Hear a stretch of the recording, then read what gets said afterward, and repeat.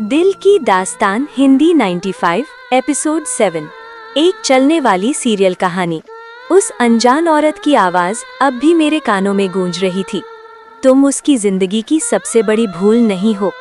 Call cut चुका था, लेकिन डर मेरे भीतर ठहर गया था। मैंने खुद से कहा, शायद ये कोई गलतफहमी हो, शायद कोई खेल खेल रहा हो, लेकिन दिल मानने को तैयार नहीं था। शाम होते होते मैं उस पते पर पहुंच गई जो लिफाफे में लिखा था। शहर से बाहर एक पुराना मकान, टूटी दीवारें, जंग लगा गेट और चारों तरफ अजीब सी खामोशी। मैंने गेट धकेला, वो आवाज करते हुए खुल गया।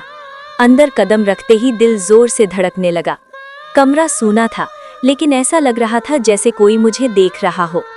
दीवार पर कई तस्वीरें टंगी थीं, मेरी तस्वीरें, कुछ अकेली, कुछ उसके साथ, और कुछ ऐसी जो मुझे याद भी नहीं थी कि कभी खिंचवाई हो।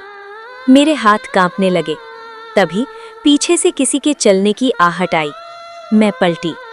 वो खड़ा था मेरे सामने, वही चेहरा, लेकिन आंखों में वो अपनापन नहीं था।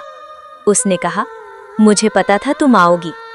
मैंने कांपती आवाज में पूछा, ये सब क्या है और वो औरत कौन थी?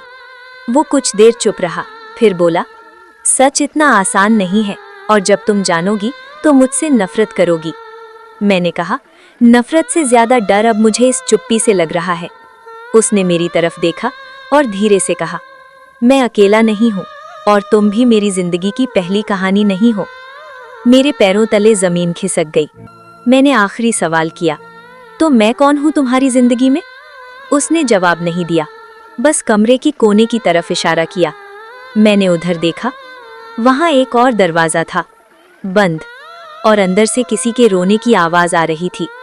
आपने सुना दिल की दास्तान हिंदी 95 एपिसोड 7। अब कहानी एक ऐसे राज पर खड़ी है जो खुला तो सब कुछ बदल जाएगा। एपिसोड 8 में उस बंद दरवाजे के पीछे कौन है? वो औरत इसी कहानी से कैसे जुड़ी है? और क्या सच सहने लायक होगा? आगे की दास्तान अगले एपिसोड में।